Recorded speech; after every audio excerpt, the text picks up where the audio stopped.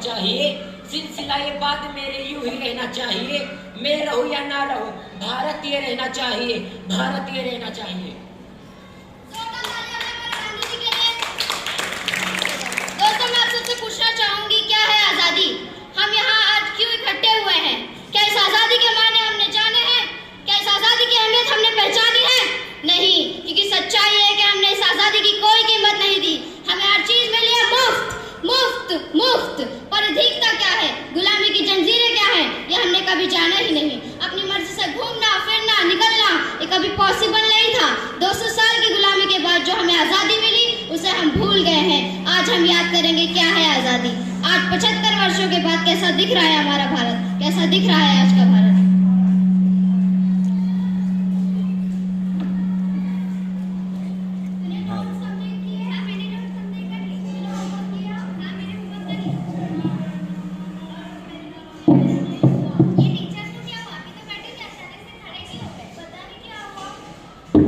बच्चों, आपको राष्ट्रीय गीत की आवाज नहीं आ रही? बच्चों, हमें राष्ट्रीय गीत का सम्मान करना चाहिए। हमें हमारा राष्ट्रीय गीत हमारा गौरव है। हमें राष्ट्रीय गीत में सावधान की हालत में खड़े हो जाना चाहिए।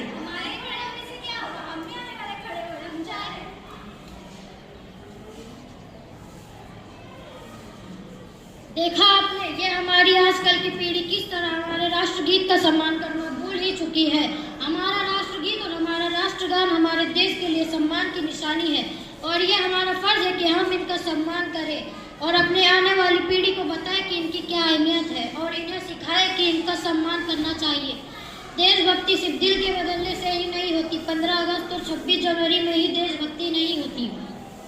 देशभक्ति हमें पूरे वर्ष लेकर चलनी होगी, आने वाली पीढ़ी को सिखाना होगा। इसीलिए हमें अपने हर राष्ट्र चिन्ह का सम्मान करना चाहिए। देश है तो हम है तो देश है।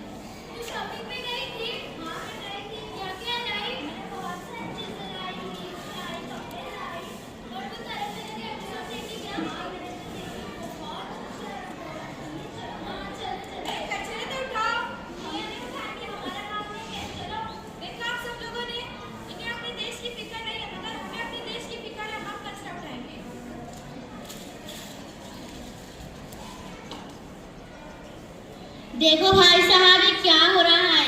एक युवा पीढ़ी कूड़ा फैला रही है, वहीं दूसरी तरफ हमारे पीढ़ी कूड़ा उठाकर कूड़ेदान में डाल रही है। क्या हमें फर्ज को नहीं निभाना चाहिए? क्या हमारी जिम्मेदारी नहीं है कि इस देश को साफ रखे? बताएं कब तक हम ये कहते रहेंगे कि वो जगह तो बहुत सुंदर है, लेकिन हमारे भारत के लोग बहुत गंदे। बताएं, सबकी जिम्मेदारी है देश को साफ रखना। बताओ कब तक?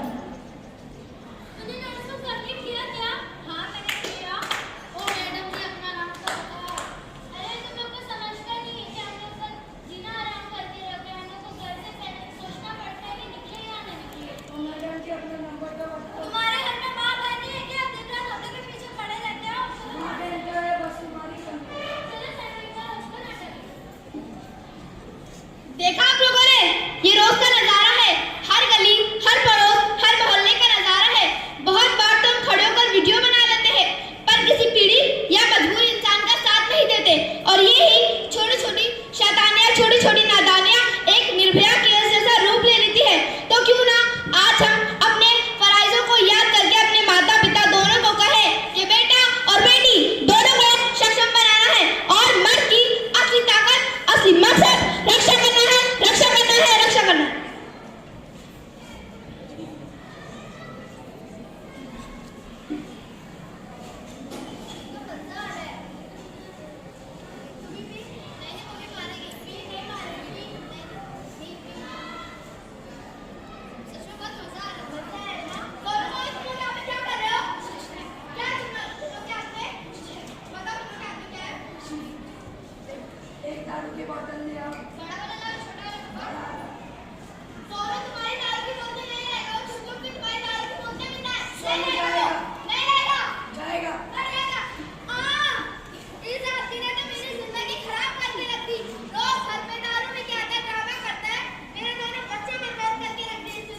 देखा आपने, हम अपने बच्चों और समाज को कहां ले जा रहे हैं।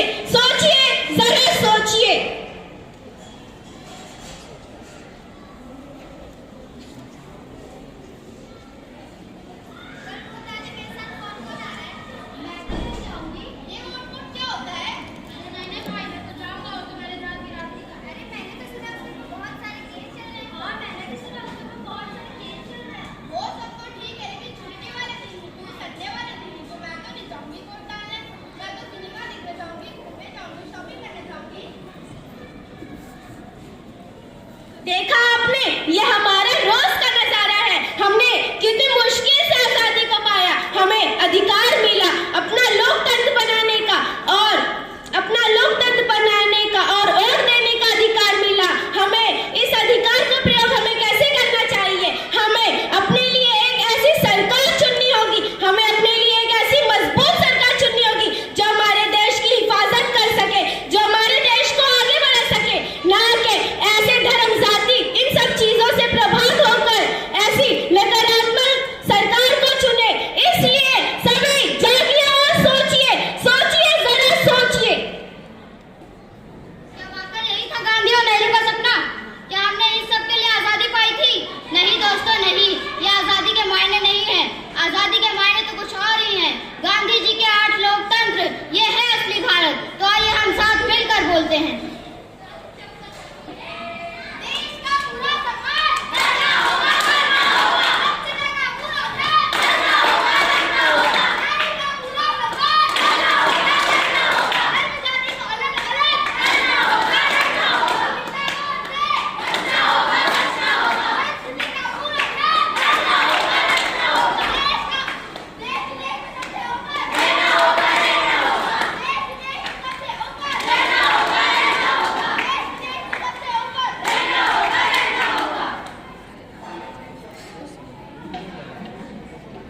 तो देखा आपने, ये है मेरा भारत, मेरे सपनों का भारत, उज्जवल भारत, सक्षम भारत, विश्व गुरु भारत से हमें कामना करनी है। ये है मेरा भारत, मेरा अपना भारत है, मेरे सपनों का भारत।